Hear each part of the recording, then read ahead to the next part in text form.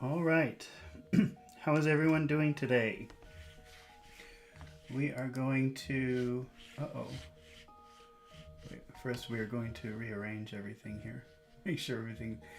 Okay, today we're going to read through Chapter 8 of Part 2 of 1984 by George Orwell. But this will not be a typical reading. We're not just going to read the words.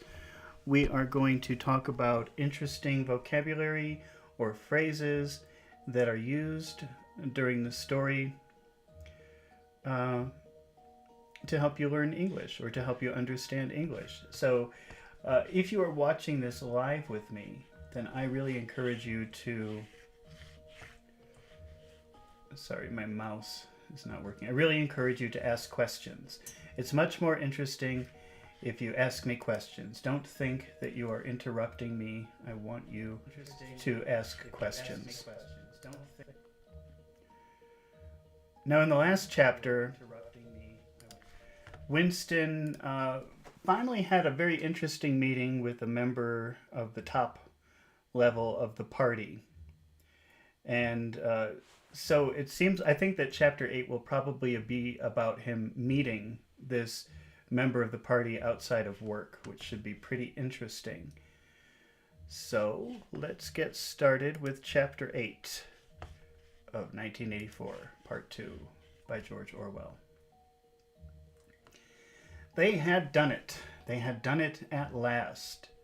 The room they were standing in was long-shaped and softly lit. The telescreen was dimmed. We've seen that word dim before. And that means when the light, it's kind of the opposite of bright. It means that there's light, but not much light. So if you're in a dim room, there's a little bit of light, but not very much. If a screen is dimmed, that means that there's not much light coming from the screen. You know, some people like a very bright screen, and some people like a screen with not so much light. So the telescreen was dimmed to a low murmur. The richness of the dark blue carpet gave one the impression of treading on velvet. To tread is like to walk. So the carpet was very soft, and it felt like you were treading on velvet. If you don't know what velvet is, we'll look at a picture of velvet.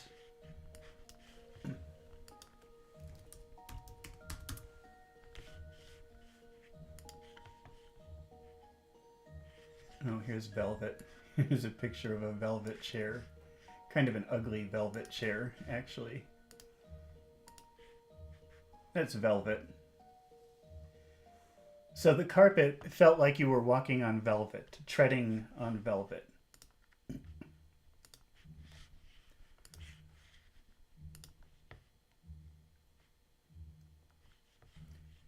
At the far end of the room, O'Brien was sitting at the table under a green shaded lamp with a mass of papers on either side of him. That means like on both sides of him. When you say on either side, that means on this side and on that side.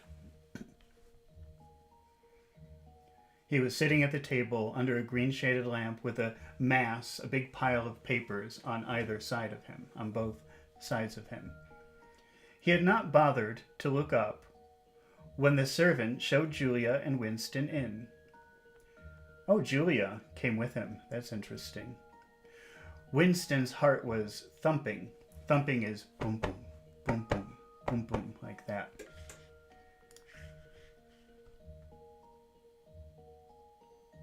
Winston's heart was thumping so hard that he doubted whether he would be able to speak. They had done it. They had at last done it. They had done it at last. And I think at last is a vocabulary word that I would like to make a practice video on. That means finally, and it's very common. At last, finally. So finally, they did it. At last, they did it. They did it at last. They had done it at last, was all he could think. It had been a rash act to come here at all, and sheer folly to arrive together. Folly means a stupid thing to do. So it was, and sheer means, in this case, kind of like extreme 100% folly. So a 100% stupid thing to do to arrive together. Though it was true that they had come by different routes and only met on O'Brien's doorstep, but merely to walk into such a place needed an effort of nerve. Nerve here, that's actually another vocabulary word. To have nerve means like to be brave.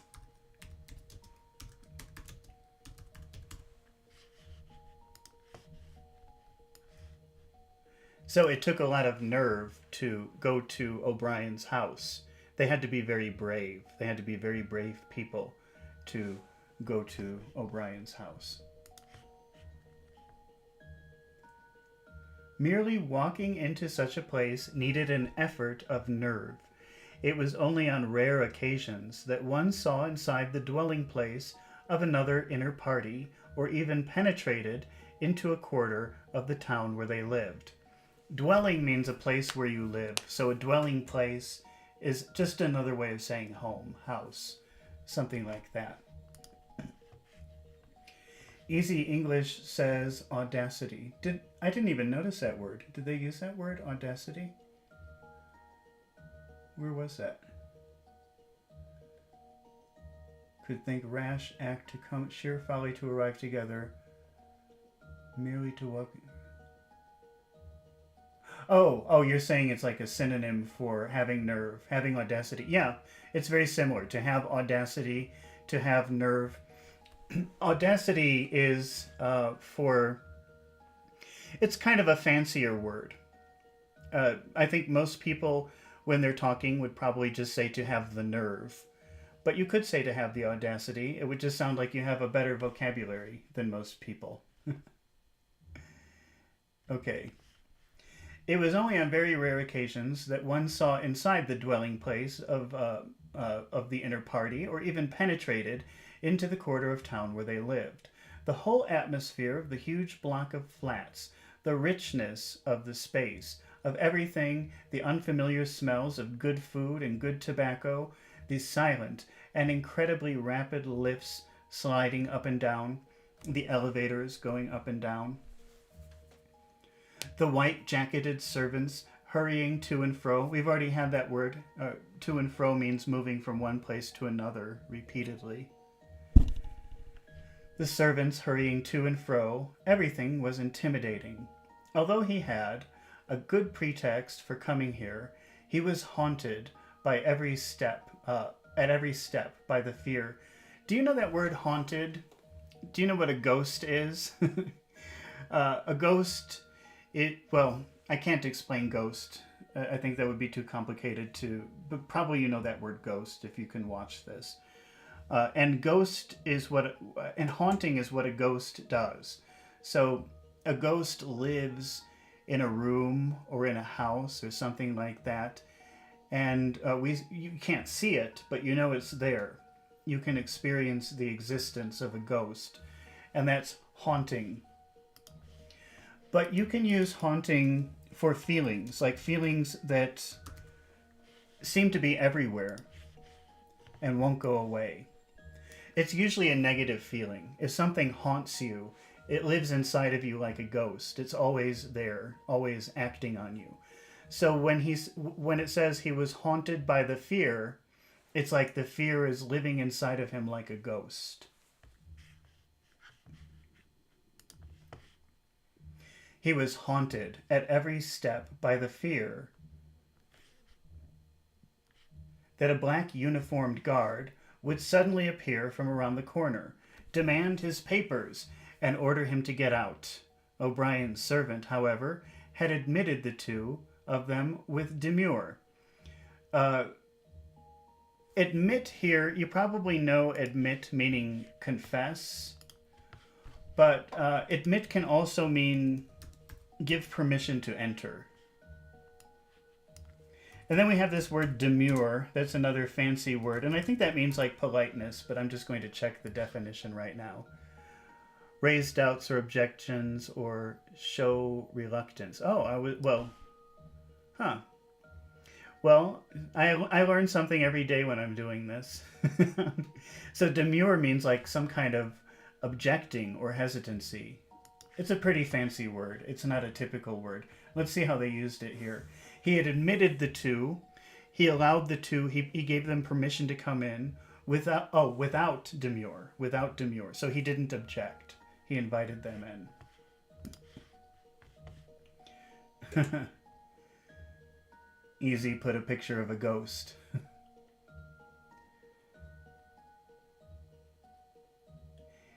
He was a small, dark-haired man in a white jacket with a diamond-shaped, completely expressionless face, which might have been that of a Chinese. The passage down which he led them was softly carpeted with cream-papered walls and white wainscoting. Now, we've seen that word before, wainscoting. Even if you're advanced, you probably don't know that word, although I don't know how useful it will be to you, but let me show you a picture of wainscoting. It's kind of a decoration on a wall, usually. So this is wainscoting. It's kind of like wood panels on the bottom half of a floor or of a wall.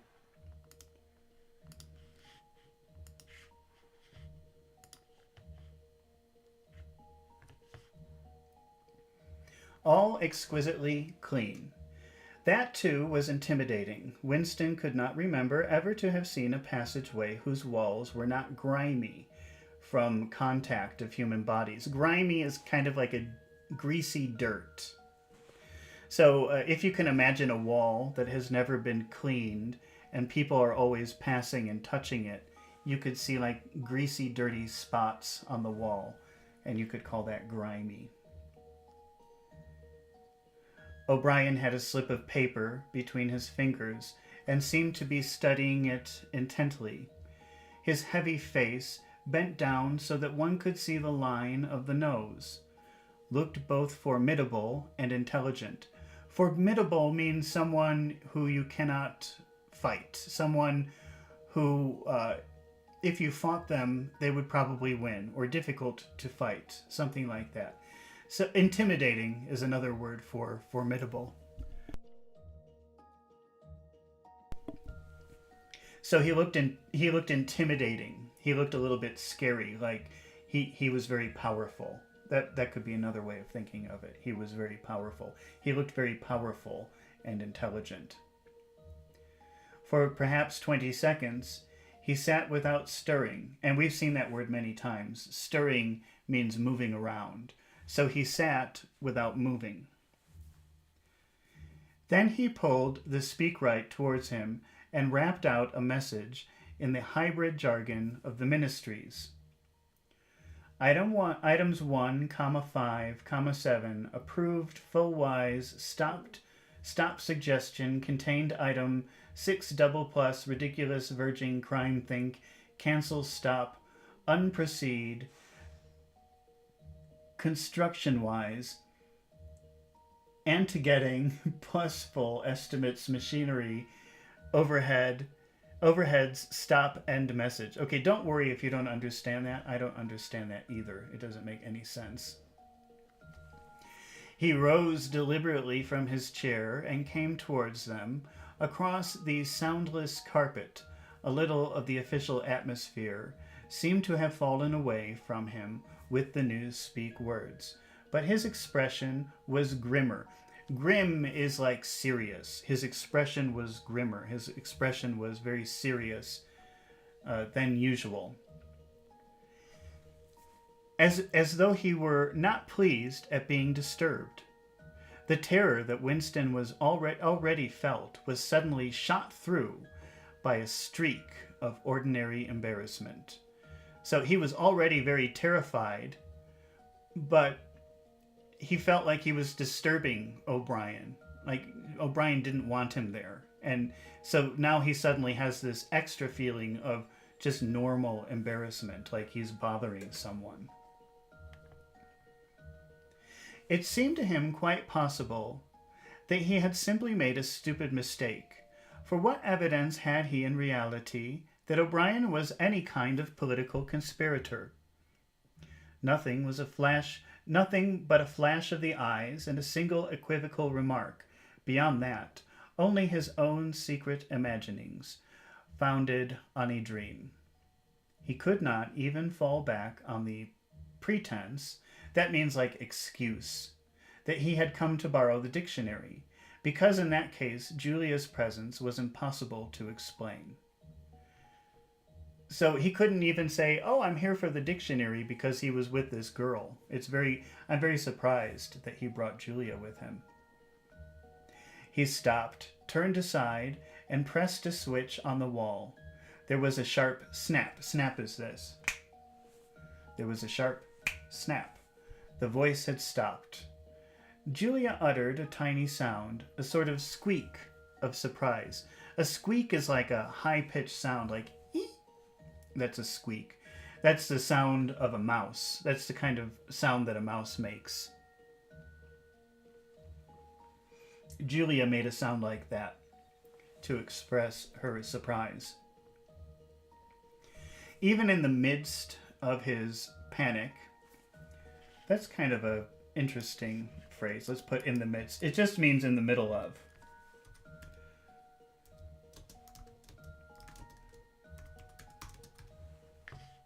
It sounds a bit fancier if you say "in the midst of."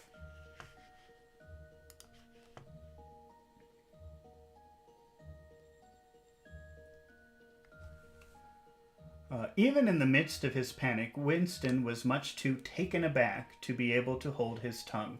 Taken aback is also kind of an interesting word. That means surprised.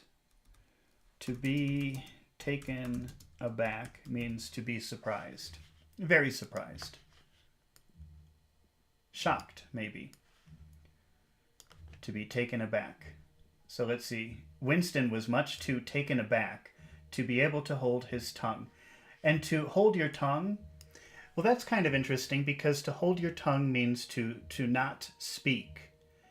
And this sentence, the way I'm reading it, says Winston was too surprised to not speak, meaning he had to say something. Oh, I wonder what he says. "You can turn it off," he said. "Yes," said O'Brien, "we can turn it off. We have that privilege." What did they turn off? Let's go back. What was he snapping? As O'Brien passed the telescreen, a thought seemed to strike him. He stopped, turned aside, and pressed a switch on the wall, and there was a sharp snap. Oh, he turned the telescreen off. And Winston is saying, "You can turn the telescreen off?" And O'Brien says, "Yeah, we can turn it off. We have that privilege." He was opposite them now. His solid form towered over the pair of them. You know that tower means a very big, a very tall building. And when you use tower as a verb, it means something is so big, it makes everything else appear small. So when they say that O'Brien towered over them, it means... And I don't think it's because he's extremely tall. I think it's just he has a very strong presence. So when he's standing in front of them, they feel very small.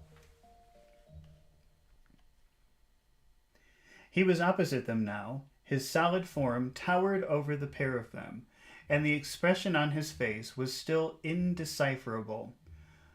Okay, decipher means to... I don't know how to explain that. I'm just going to have to look up. Decipher means like try to understand. Let's look at the official definition of decipher. Convert into normal language. Well, succeed in understanding, interpreting, or identifying it. So if something is indecipherable, it means you can't read it. You can't understand it by reading it. Okay, it doesn't mean that you don't understand it. It means it's like if you look at a foreign language like Chinese, Japanese, Arabic, and you look at the letters and it just makes your head hurt. You don't know unless you know that language. But if you don't know the language, you just look at it and say, I don't know what it is. I can't read it. So indecipherable means can't read, can't understand. Unreadable, Easy English says unreadable. Yeah, I think so. I think that would be, let's see, let's try that. And the expression on his face was still unreadable. Yeah, you could say that. people would understand you, but I think it would be better to say indecipherable. But it does mean the same thing. All right, he was waiting, somewhat sternly. And stern, again, is another word for... I guess we have a lot of words for serious in English. Because he was standing somewhat, that means a little bit, sternly, and that's kind of serious. Even now, it was quite... Oh, wait. He was waiting, somewhat sternly, for Winston to speak. But about what? Even now, it was quite conceivable that he was simply a busy man wondering irritably why he had been interrupted. Okay, so even now, it was conceivable. Even now, it was still possible that he would simply just say, "What are you doing here? Leave me alone." So they're still not sure if this is okay. He hasn't smiled or done anything to indicate that they were welcome there. Nobody spoke. After the stopping of the telescreen, the room seemed deadly silent. The seconds marched past, enormous with difficulty. Winston continued to keep his eyes fixed on O'Brien's. Then suddenly the grim, remember that means like serious. I just want to check the... I don't trust my definitions. I have to check grim. Forbidding, uninviting, depressing, worrying.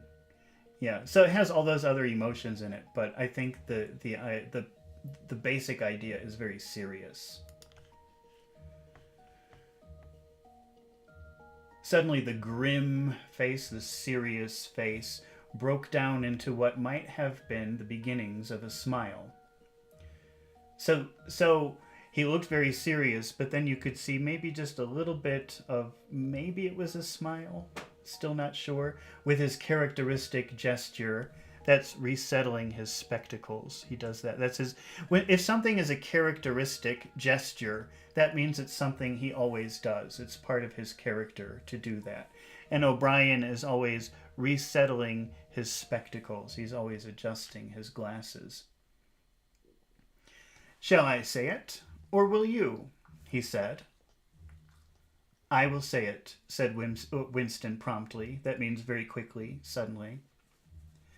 "That thing is really turned off?" "Yes, everything is turned off. We're alone." "We have come here because..."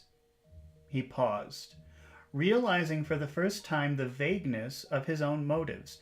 If something is vague, it's unclear. So he doesn't really know why he's there, actually. So when he says, "We are here because..." now he doesn't know what to say because he doesn't really know. It's vague. His motives are vague. The reason for him being there are not clear. Since he did not know, in fact, what kind of help he expected from O'Brien, it was not easy to say why he had come here.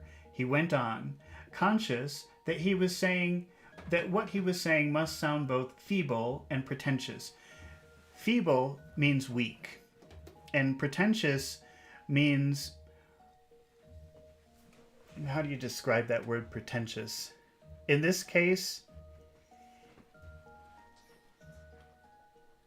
superficial, maybe, or inappropriate and superficial. Wait, let's check the definition. That's not a good definition. Pretentious. Attempting to impress by affecting greater importance, talent, or culture. Easy English says showy. Yeah, I agree with you that pretentious could mean something like showy. Is it a word? I don't even know if that is really I mean, it's a word that people would use, I'm sure, but I don't know if officially it's a word. Let's check. Showy. Yeah, according to Google, it's a word. But the problem here is that in this context, what is Winston trying to show off? Or it's kind of a strange word here, I think. Like, it's not a situation where he's trying to show or seem more important or something like that. And the word pretense or pretentious, well, let's see. Maybe it will become more clear. We believe that there is some kind of conspiracy, some kind of secret organization working against the party, and you are involved in it. We want to join it and work for it.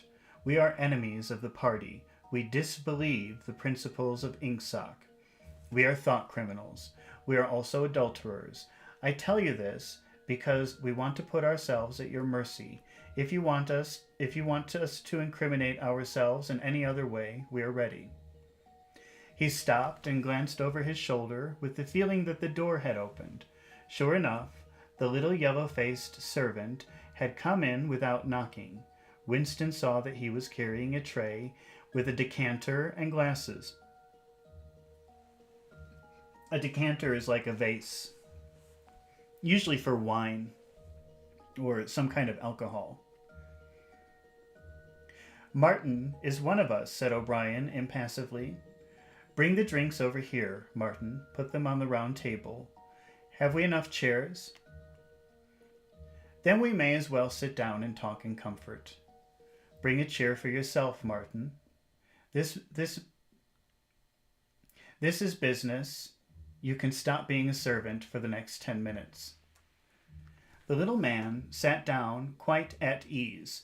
To be at ease means to be comfortable.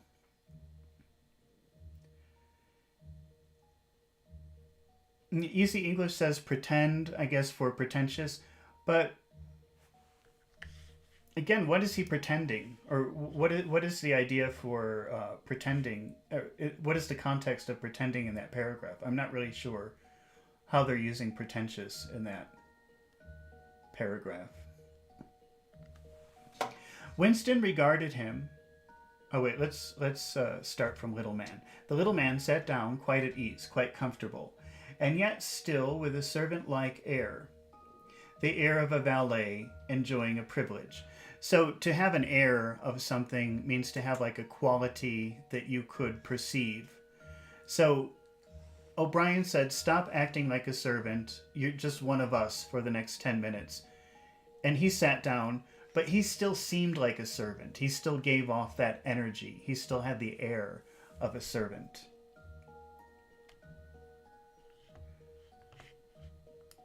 Oh, you just joined. Easy English says he just joined now, or he or she just joined now and doesn't know the story. Well, watch my other videos. Because I started from the beginning a long time ago. The little man sat down quite comfortable, but he still had the servant-like air. So he still seemed like a servant. He still gave that impression to them. The air of a valet enjoying a private privilege. Winston regarded him out of the corner of his eye. Regard is another word for look. So, and out of the corner of the eye means you don't move your head, you just move your eyes and look to your side. It struck him that the man's whole life was playing a part, and that he felt to be dangerous, it to be dangerous to drop his assumed personality, even for a moment. O'Brien took the decanter by the neck and filled up the glasses with dark red liquid. It aroused in Winston the dim memories of something seen long ago on a wall or a hoarding.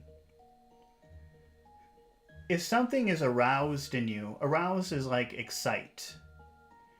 So when Winston saw the servant pouring the decanter, I think it's probably wine that they're about to drink. They'll probably say in a minute. And it says it aroused in him something like familiar. So something in him said, oh, I've seen this before. It came from inside of him. It aroused within him, that thing. And dim, remember dim means very little light. If you have a dim memory, it's like a very weak memory, a very soft memory. Not very much light to it. So a very dim memory, a distant memory, a weak memory of something that he had seen on a wall or a hoarding. A hoarding is like an advertisement a big advertisement on a wall or something. A vast bottle composed of electric lights which seemed to move up and down and pour its contents into the glass. Seen from the top, the stuff looked almost black.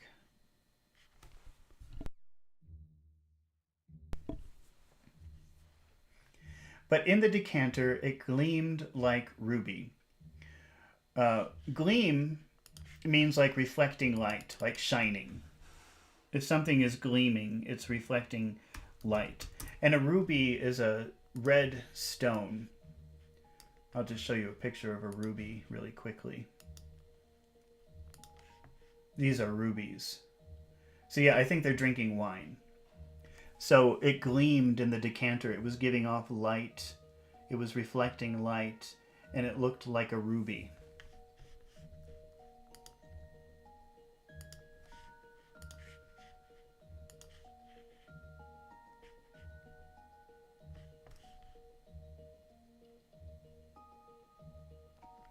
The vast bottle composed of electric light, which seemed to move up and down and pour its contents into a glass.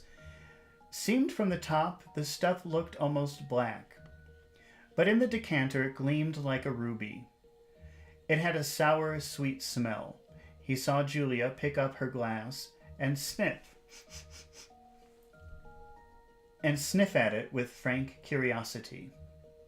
"It's called wine," said O'Brien, with a faint smile.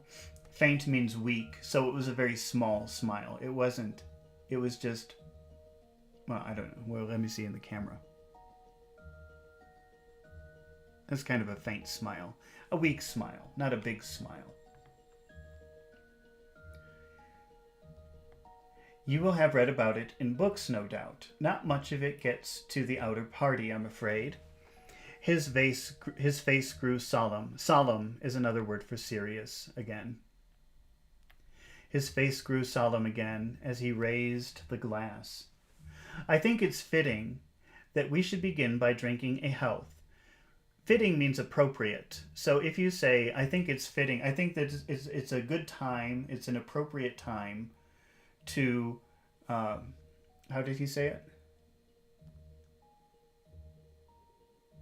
By drinking a health, by drinking to our health. So they're going to do a toast. Here's to our health. "To our leader, Emmanuel Goldstein."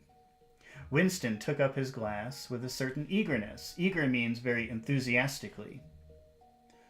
Wine was a thing he had read and dreamed about, like the glass paperweight of Mr. Charrington's half-remembered rhymes. It belonged to the vanished, that means disappeared, gone, romantic past, the olden time, as he liked to call it, in his secret thoughts. For some reason, he had always thought of wine as having an intensely sweet taste, like that of a blackberry jam, and an immediate, intoxicating effect. Actually, when he came to swallow it, the stuff was distinctly disappointing.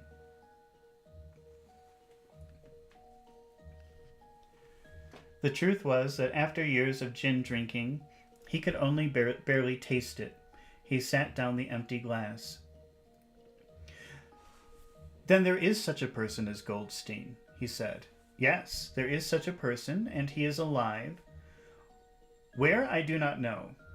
And the conspiracy, the organization, is it real? It is not simply an invention of the thought police? No, it is real. The Brotherhood, we call it.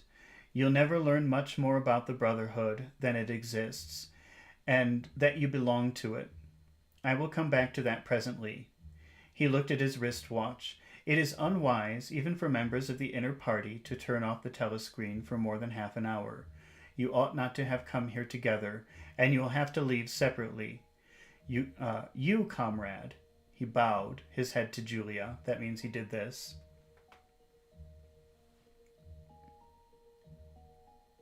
"We'll leave first.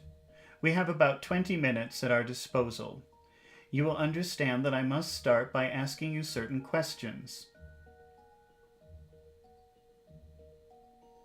In general terms, what are you prepared to do?" Anything that we are capable of, said Winston. O'Brien had turned himself a little in his chair so that he was facing Winston.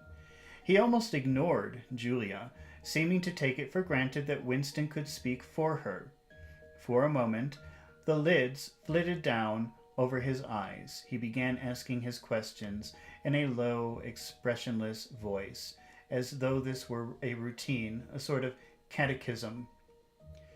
A catechism is like an indoctrination into the church. Let me just check that. A summary of the principles of the Christian religion in the form of questions and answers. A series of fixed questions and answers or precepts used in instruction and other situations. But they use a lot of religious language when they're talking about the party. Orthodoxy, catechism, backslider. So this is kind of a, how much do you know, or how much do I have to educate you about this sort of interview? Most of whose answers were known to him already. You're prepared to give your lives? Yes. You're prepared to commit murder? Yes. You're to commit acts of sabotage. Sabotage is when you try to ruin something. When you destroy something usually to ruin like an organization. You could sabotage a person. If you do something to them that makes them get fired from their job, that's sabotage. In the case of a government, when they blow up bridges or murder politicians or make the government's programs not work for some reason because they want to destroy the government, that's sabotage. So he's saying, are you prepared to do something to try to destroy the party? Like blow up a bridge, blow up a building, kill a politician, something like that. To commit acts of sabotage, which may... I guess if you think about terrorists, that's what they usually do. They do some kind of sabotage work. To commit acts of sabotage, which may cause the death of hundreds of innocent people? Yes. To betray our country to foreign powers? Yes. You're prepared to cheat, to forge. Forging is when you take a document and you change the information on the document so that and people are not supposed to be able to detect it. A lot of times you forge signatures. You try to copy another person's signature. To blackmail, to corrupt the minds of children, to distribute habit-forming drugs, to encourage prostitution, to disseminate venereal diseases. Those are diseases that you get from sex. To do anything which is likely to cause demoralization and weaken the power of the party? Yes. If, for example, it would somehow serve our interests to throw sulfuric acid in a child's face, are you prepared to do that? Yes. You're prepared to lose your identity and live out the rest of your life as a waiter or a dock worker? Yes. You're prepared to commit suicide, if and when we order you to do so? Yes. You're prepared, the two of you, to separate and never see one another again? No, broke in Julia. It appeared to Winston that a long time passed before he answered. For a moment, he seemed even to have been deprived of power of speech. His tongue worked soundlessly, forming the open syllables, first of one word and then of the other, over and over again, until he said it. He did not know which word he was going to say. No, he said finally. You did well to tell me, said O'Brien. It's necessary for us to know everything. He turned himself toward Julia and added in a voice with a somewhat more expression in it, do you understand that even if he survives, it may be as a different person? We may be obliged to give him a new identity, his face, his movements, the shape of his hands, the color of his hair, even his voice would be different. And you, yourself, might have become a different person. Our surgeons can alter people beyond recognition.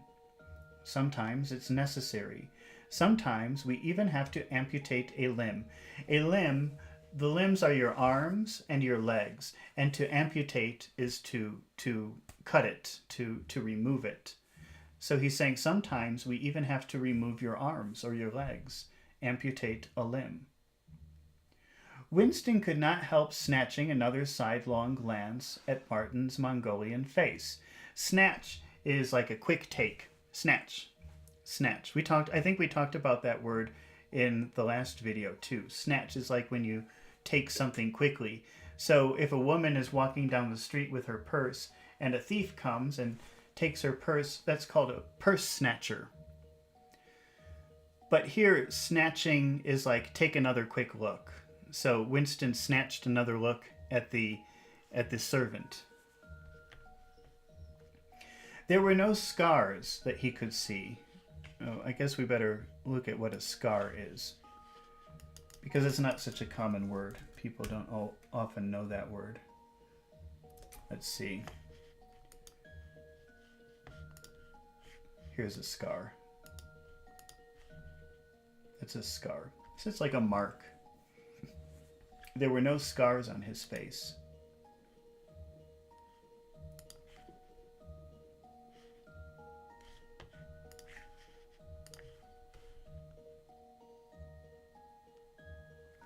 There were no scars that he could see. Julia had turned a shade paler. Oh, maybe Winston was looking for scars on his face to see if he had had the cosmetic surgery, the altering that O'Brien was talking about. But he didn't see any marks that would look like he had an operation, plastic surgery.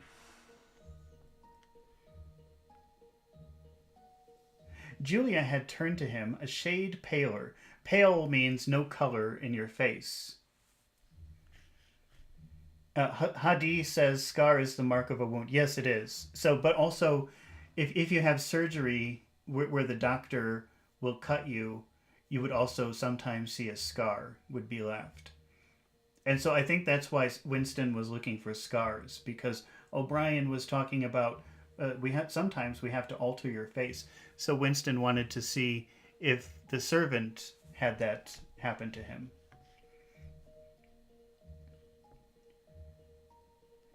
Julia had turned a shade paler. So pale means no color, especially in your face. So she turned paler. Some color left her face. She maybe meaning that she looked worried or sick, so that her freckles were showing. But she faced O'Brien boldly. She murmured something that seemed to be assent.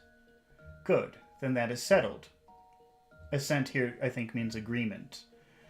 There was a little silver box of cigarettes on the table. With a rather absent-minded air, O'Brien pushed them towards the others. Usually when you say absent-minded, that means forgetful. So if you say, I'm an absent-minded person, that means I always forget things. That's a pretty common phrase, actually, to say that you're absent-minded. Yeah, that's right. Hadi says pale, no blood seen on the face. But it really just means like no red. No red. And so if you don't have any color, any red in your face, it could seem like you're sick or worried or depressed or something like that. That's why he says her face turned a page shaler. Her face turned a shade paler. Here, when it says that, so usually absent-minded means forgetful. I can say I'm a very absent-minded person. That means I always forget things. That's a very common phrase. Here, though, I think what absent-minded means is he wasn't paying attention to the action. He was talking, let me see if I could do this in front of the camera. He was talking to them, but then he also moved the cigarettes over, I don't know, to him or to them, let's see. So he wasn't thinking about that action. He wasn't concentrating on that action. He was talking or looking at them. Let's see. O'Brien pushed them toward there was a silver box of cigarettes on the table. With a rather absent-minded air, O'Brien pushed them towards the others. So he's talking to them, not really thinking about it, and he just pushed the cigarettes over like it was nothing.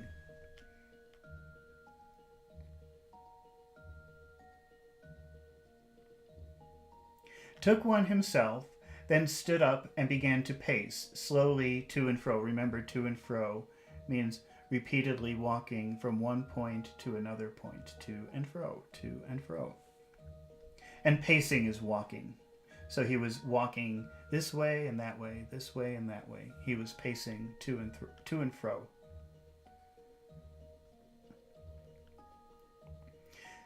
As though he could think better standing. They were very good cigarettes, very thick, well packed, with an unfamiliar silkiness on the paper. O'Brien looked at his wristwatch again. You had better go back to your pantry. A pantry is a place in the kitchen where you keep all of the food. You'd better go back to your pantry, Martin, he said. I shall switch on in a quarter of an hour. Take a good look at these comrades' faces before you go. You will be seeing them again. I may not.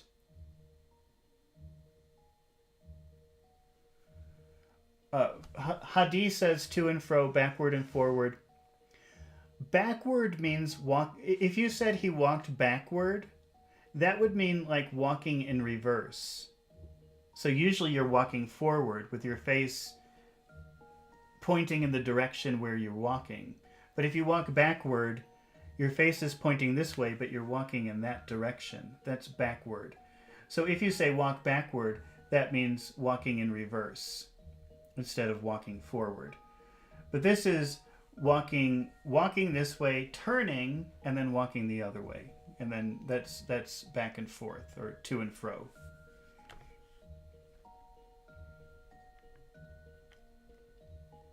Exactly as they had done at the door, the little man's dark eyes flickered over their faces.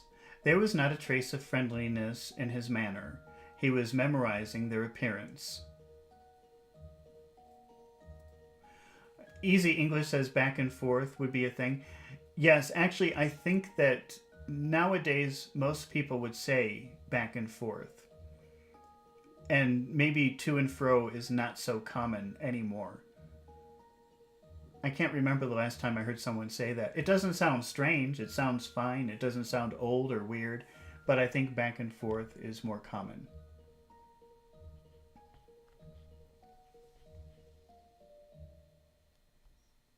He was memorizing their appearance, but he felt no interest in them or appeared to feel none. It occurred to Winston that his synthetic face was perhaps incapable of changing its expression. So Winston, I guess Winston is convinced that the servant had this kind of surgery, even though he couldn't see the scars. And so the reason that the man never shows any expression, the servant never shows any expression, is because he has had this alteration done to his face.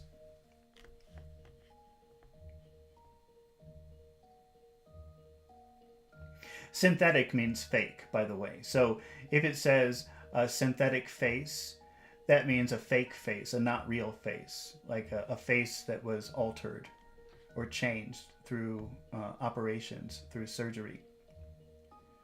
Without speaking or giving any kind of salutation. Salutation just means hello, how are you, that sort of thing, greetings, that sort of thing. Or saying goodbye also. Without speaking or saying goodbye, Martin went out. Without speaking or giving any kind of salutation. Closing the door silently behind him, O'Brien was strolling. Strolling is another word for walk. Up and down. So that's another way that you can say it. He was strolling up and down. He was up and down. I was teaching a class, I think last week, and we were talking about go up the street and go down the street. And this guy, he says, I hate that because it's not up and it's not down. But in English it is. It just means follow the street directly. Go up the street, go down the street. It doesn't matter. It means the same thing. So walking up and down could mean walking up and down stairs, up, down. But it can also mean just walking to and fro, back and forth. Hadi, you have the most impressive vocabulary. Strolling, ambling. Ambling is not a common word. Let's check the definition. But when you say amble, to me it sounds like ramble. And it sounds very directionless, like you're not going anywhere in particular, anywhere special. Let's see. Walk or move in a slow, relaxed pace. Yeah, it is really a synonym for strolling. But it's not common. I would encourage you to use the word stroll, but I would not encourage you to use the word amble, because I don't think most people use that word. You'll impress people, and they'll probably say, "What is that?" And you'll have to tell them. Then you can say, "My English is better than yours." O'Brien was strolling up and down, one hand in the pocket of his black overalls, the other holding his cigarette. "You understand," he said, "that you will be fighting in the dark. You'll always be in the dark. You will receive orders, and you will obey them, without knowing why. Later, I shall send you a book from which you will learn the true nature of the society we live in, and the strategy by which we shall destroy it. When you have read the book, you will be full members of the Brotherhood. But between the general aims that we are fighting for and the immediate tasks," I don't know what that is. Immediate? Do you know, Hadi? Help me out with your impressive vocabulary and tell me what immediate means.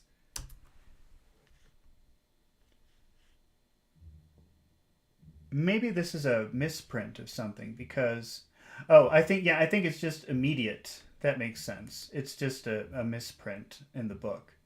Okay, well, I feel better about that now. "And for the immediate tasks of the moment, you will never know anything. I tell you that the Brotherhood exists, but I cannot tell you whether its numbers 100 members or 10 million. From your personal knowledge, you will never be able to say that it numbers even as many as a dozen. You will have 3 or 4 contacts who will be renewed from time to time as they disappear. As this was your first contact, it will be preserved. When you receive orders, they will come from me. If we find it necessary to communicate with you, it will be through Martin. When you're finally caught, you will confess. That is unavoidable. But you will have very little to confess other than your own actions. You will not be able to betray more than a handful of unimportant people. Probably, you will not even betray me. By that time, I may be dead, or I shall have become a different person, with a different face." He continued to move to and fro over the soft carpet, in spite of the bulkiness of his body. Bulky means really big. So O'Brien must be... he could be fat, or maybe just a little bit bigger than most people. We don't know because they're saying bulky. But if somebody is bulky, they're not skinny. That's what we know. It came out even in the gesture with which he thrust the hand into his pocket. To thrust is like a fast movement. So to thrust your hand into your pocket is a fast, strong movement of the hand into the pocket. It came out even in the gesture which he thrust a hand into his pocket or manipulated a cigarette. More even than of strength, he gave an impression of confidence and of understanding tinged with irony. However much in earnest he might be, earnest means to be in a hurry. Could be enthusiastic too. I think it's more about time. Earnest. Let me check the meaning of earnest.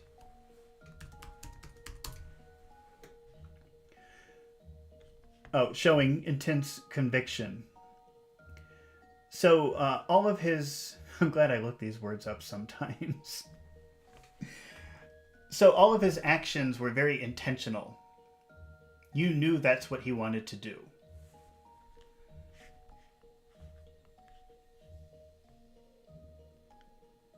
However in earnest he might be, however convinced he might be, he had nothing of the single-mindedness that belongs to a fanatic.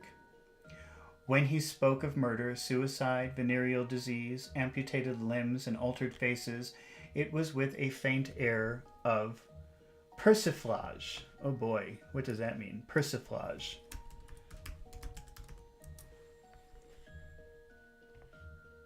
Light and slightly contemptuous mockery or banter. Okay. So he didn't sound very serious when he spoke. He was talking about these very serious things. Murder, terrorism, killing people. But he did it in a way that made it sound like it wasn't so serious. You don't have to worry about this word persiflage. I mean, maybe if you're taking a test, you could impress the person giving you a test, but I've never heard anyone use that word. I've never heard that word before. This is unavoidable, his voice seemed to say. This is what we have got to do. Unflinchingly. Now that's an interesting word, and I think I'm going to put that on my list. Unflinchingly. Let me just add that. Unflinchingly. Let's take that word apart for a minute. To flinch. This is flinching. You do that because maybe you think someone is going to hit you. Maybe someone is throwing something at you and you do this. That's flinching. So if you do something unflinchingly, that kind of means like unafraid.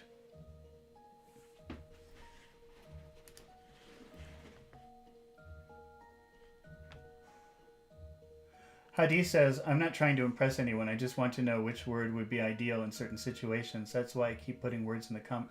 Oh, yeah, keep doing it. I'm not making fun of you. I'm definitely, I'm impressed actually by these words that you know.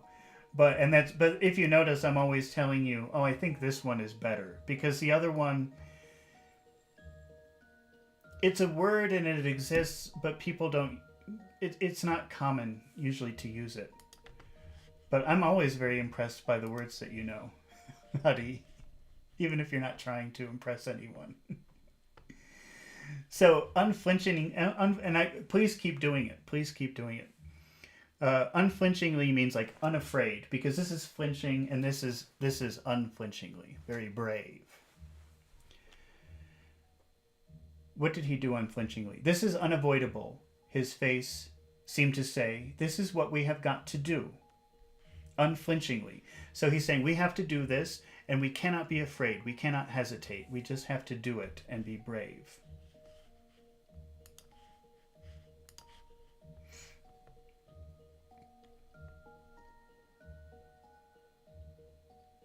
But this is not what we shall be doing when life is worth living again. A wave of admiration, almost of worship, flowed out of Winston towards O'Brien. So Winston just loves the way that O'Brien talks. For the moment, he had forgotten the shadowy figure of Goldstein. When you looked at O'Brien's powerful shoulders and his blunt-featured face, remember blunt is the opposite of sharp. So O'Brien does not have any sharp features on his face. Everything is kind of flat.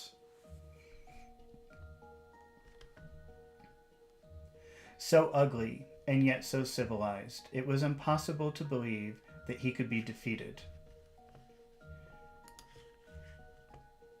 There was no stratagem that he was not equal to, no danger that he could not foresee. Foresee means predict. Even Julia seemed to be impressed. She had let her cigarette go out and was listening intently.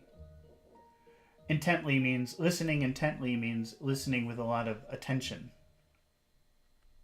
Are you listening intently? O'Brien went on. O'Brien continued.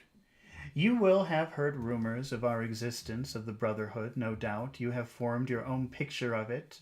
You have imagined probably a huge underworld of conspirators, meeting secretly in cellars, scribbling messages on walls. I said, are you listening intently? Easy English says, yes, sir. Scribble is like write, but let me show you the difference between scribbling and writing.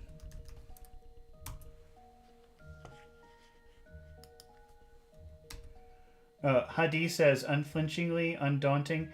Unflinchingly is better. Undaunting is it's not such a common word. Scribbling is very difficult to read writing. So if you've ever seen like a child try to draw a picture, there's scribbles. You can see this picture of a face. This is actually a really nice looking face, but it's done in a scribbling fashion. Scribbling, it just, I wonder if they can show some kind of writing. Oh, here's some scribbling. You see, scribbling is much harder to read than writing. Can you read that? I can't read that. But that's scribbling. So when they say things scribbled on walls, you know, when people are writing things on walls, is usually not so easy to read, and you can call those scribbles. Doodling. I think when you're scribbling, Easy English is asking about doodling. But I think the difference between scribbling and doodling is that when you're scribbling, you're trying to do something, but when you're doodling, your mind is somewhere else and you're just making pictures. But let's see what happens though if we look at pictures of doodling. I think doodlings will look nice. I think doodlings will look nicer. Let's see. Yeah, you see, doodles are just little pictures you make when you're bored, and they can, if you see the pictures here, they look kind of nice. But can you imagine someone's just sitting there drawing a picture, maybe daydreaming, thinking about something different? It could be a very beautiful picture. So that's the difference. There's a word dawdle, which is very similar. It's probably a related word. To dawdle, D-O-D-D-L-E. That means like to take your time and waste time. Dawdling is wasting time. Easy English says doctors scribble in my country. I think that's true in every country. Watch, I'll write doctors scribble. They're famous for that. They scribble their signature. See, here's your doctor. Oh wait, I changed back. Doctor scribble. See, I wrote doctor scribble. You can't read that. So scribbling, it's like a child trying to draw a picture. The lines aren't straight. The lines are very imperfect. Usually it looks very ugly. And so when you talk about someone scribbling and they're writing something, you're saying, "Oh, you're very bad at writing. I can't read it." You're trying to write, but it looks horrible. And that's kind of the difference. But dawdle, the word dawdle means like wasting time. If you tell someone, go to the store and buy some water and don't dawdle, that means don't take your time, don't stop anywhere or waste time doing something stupid. Just go to the store, get the water, and come back. And I think the word doodle is probably related to that word, because doodle is like just drawing, not really thinking about it, taking your time. Hadi asks, what's the difference between scribble and squiggle? Squiggle is a shape. Wait, let's squiggle is kind of like a straight. It's kind of like the opposite of a straight line. Here's a straight line. Here's a squiggly line. Let's look at a picture of a squiggle so you can see. So maybe a scribble could have squiggles in it. Oh, we've got some funny words today. Squiggle, squiddle, dawdle, dawdle. Let's see, squiggle. See, squiggle lines is kind of like the opposite of a straight line. These are squiggly lines.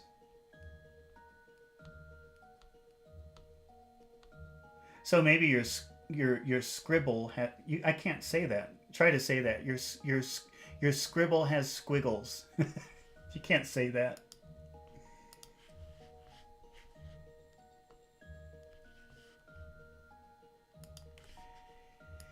Hadi says doodling is writing absent-mindedly on paper. Yeah, I would agree with that definition. That's pretty much what it is. It's like when you're bored. Imagine you're at a meeting or you're in school and they're talking in the meeting or the teacher's talking, but you're not really listening and you're just making a picture, but you're not even really thinking about the picture. Your mind is somewhere else.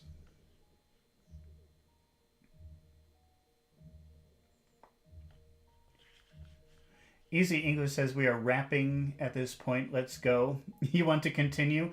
I'm not sure what you mean by we are wrapping at this point. Can you explain that? But yeah, I agree. We should continue. Because I think that's what you mean. Okay, let's keep going. You will have heard rumors of the existence of the Brotherhood. No doubt you have formed your own picture of it. You have imagined, probably, a huge underworld of conspirators meeting secretly in cellars, scribbling messages on walls, recognizing one another by code words or by special movements of the hand. So like secret hand signals. Nothing of the kind exists. The members of the Brotherhood have no way of recognizing one another, and it is impossible for any one member to be aware of the identity of more than a few others. Goldstein himself, if he fell into the hands of the thought police, could not give them a complete list of members, or any information that would lead them to a complete list. No such list exists. The Brotherhood cannot be wiped out. To be wiped out, and I think I'll put that up here, that's a phrasal verb which means to be, in this case, it means to be erased. To make disappear. Oops. Let me try that again. Wiped out.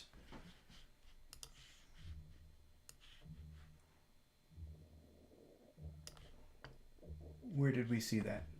The Brotherhood cannot be wiped out. It cannot be erased, eliminated, made to disappear. Because it is not an organization in the ordinary sense. Nothing holds it together except an idea which is indestructible. You will never have anything to sustain you except the idea.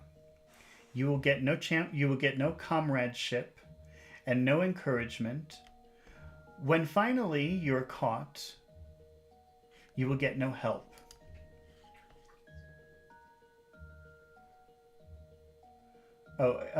Easy English says, I said let's go in the sense of that I love the word play that we had with scribble and squiggle. Yeah, but can you say that though? You can't. You can scribble a squiggle. Wait, scribbles can have squiggles, but squiggles aren't necessarily scribbles. That's hard to say. That's a tongue twister. Oh, let's see. We never help our members. At most, when it is absolutely necessary that someone should be silenced, we are occasionally able to smuggle a razor blade into a prisoner's cell. Smuggle is when you take something and you hide it, and then you transfer it to a forbidden place. So a drug smuggler is someone who takes drugs and they hide it maybe on their body, and then they go somewhere where it is illegal to take the drugs or to bring the drugs. So you have people smugglers and drug smugglers, and what else do you smuggle? Maybe weapons smugglers. It means hiding something and taking it to a forbidden place. You will have to get used to living without results and without hope. You will work for a while, you will be caught, you will confess, and then you will die.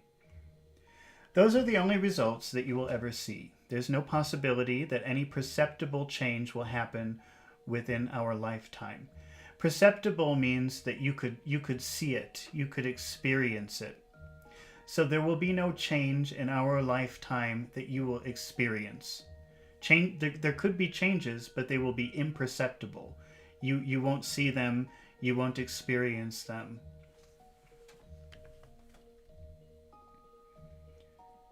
There's no possibility that any perceptible change will happen within our lifetime. We are the dead. Our only true life is in the future. We shall take part in it as handfuls of dust and splinters of bone. But how far away that future may be, there is no knowing. It might be 1,000 years. At present, nothing is possible except to extend the area of sanity little by little. We cannot act collectively. We can only spread our knowledge outwards from individual to individual, generation after generation. In the face of the thought police, there is no other way. Hadi says comradeship, camaraderie. Camaraderie, I'm not sure where that word comrade comes from. To me, it sounds French. And camaraderie is definitely the French word for it. Let's see. Oh wait, I have to look in my word origin dictionary.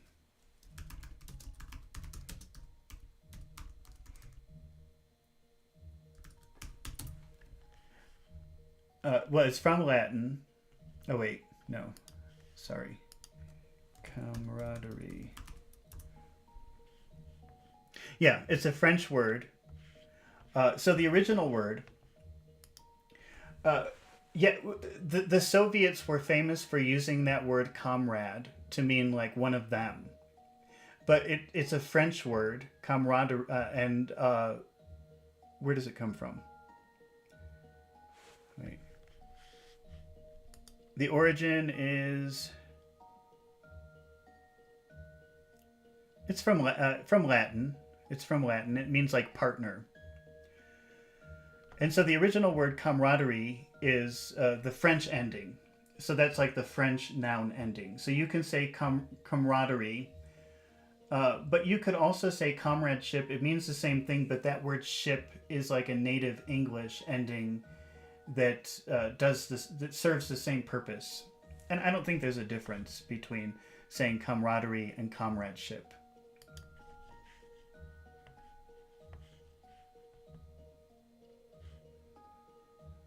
Hadi says perceptible, palpable. I think perceptible would be more...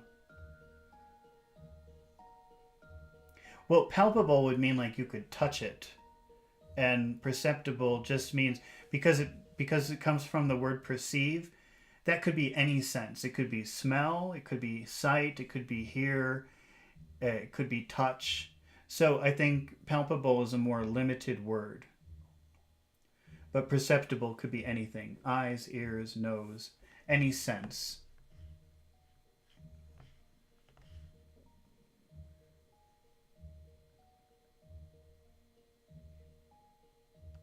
Oh, let's see, where did I stop? We can only spread our knowledge outwards from individual to individual, generation after generation. In the face of the thought police, there is no other way. He halted. Halted means stopped. Stop. So he stopped and looked for a third time at his wristwatch. So you remember, he's walking to and fro, and then he stopped and he looked at his wristwatch again. It's almost time for you to leave, comrade, he said to Julia. Wait. The decanter is still half full. He filled the glasses and raised his own glass by the stem. So when you have a wine glass, you have the cup, and then you have that part under the cup. That's the stem of the cup.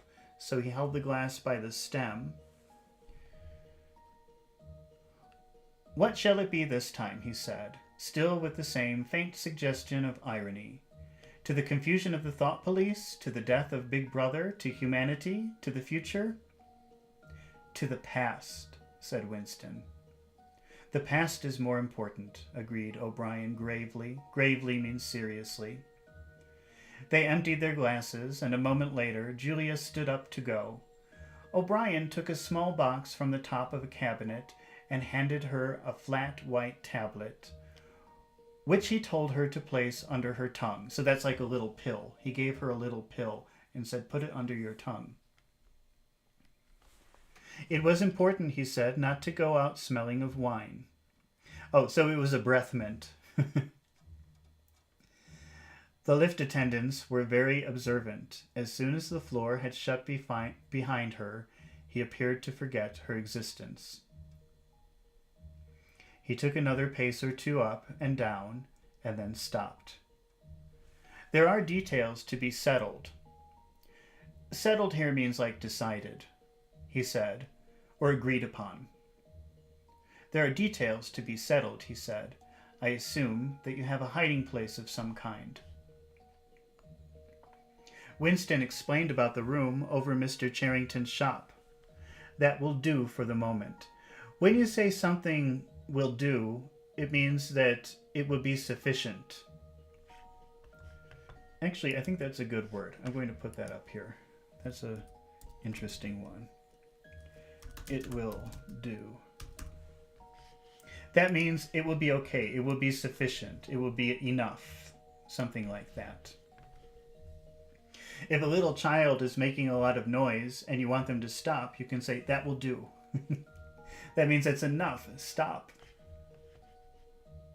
So Winston explained about his hiding place, the apartment, or the room that he's renting.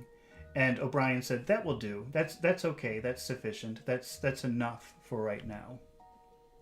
That will do for the moment. Later, we will arrange something else for you. It's important to change one's hiding place frequently. Meanwhile, I shall send you a copy of the book. Even O'Brien, Winston noticed, seemed to pronounce the words as though they were in italics. Goldstein's book, you understand, as soon as possible. It may be some days before I can get hold of one. There are not many in existence, as you can imagine. The thought police hunt them down and destroy them almost as fast as we can produce them. It makes very little difference. The book is indestructible, so that means you cannot destroy it. If the last copy were gone, we could reproduce it almost word for word. Do you carry a briefcase to work with you? He added. As a rule, yes. What is it like? Black, very shabby. That means that it's in very bad condition. With 2 straps. So a strap, that's the thing that you use to carry the bag. So this would be a shoulder strap going across your body, or like this. Or if it has 2 straps, maybe that's for carrying in your hand, the two pieces that you use to carry it with. Black, 2 straps, very shabby, very bad condition. Good. One day in the fairly near future, I cannot give a date, one of the messages among your morning's work will contain a misprinted word, and you will have to ask for a repeat. On the following day, you will go to work without your briefcase. At some time during that day, in the street, a man will touch you on the arm and say, I think you've dropped your briefcase. The one he gives you will contain a copy of Goldstein's book. You will return it within 14 days. They were silent for a moment. There are a couple of minutes before you need go, said O'Brien. We shall meet again. If we do meet again. Winston looked up at him. In the place where there is no darkness, he said hesitantly. So that is a line. Earlier in the story, when Winston first met O'Brien, their eyes met. And Winston thought, oh, he's like me. He hates the party. And since then, he's been kind of obsessed with O'Brien, thinking that they were comrades. And he had a dream about O'Brien that really disturbed him. And in the dream, O'Brien said, we shall meet again in the place where there is no darkness. So it's really crazy now that he's meeting with O'Brien, and O'Brien says, we shall meet again. And Winston finishes his sentence, in the place where there is no darkness? O'Brien nodded, without appearance of surprise. So O'Brien said, yeah, without looking surprised or thinking, what are you talking about?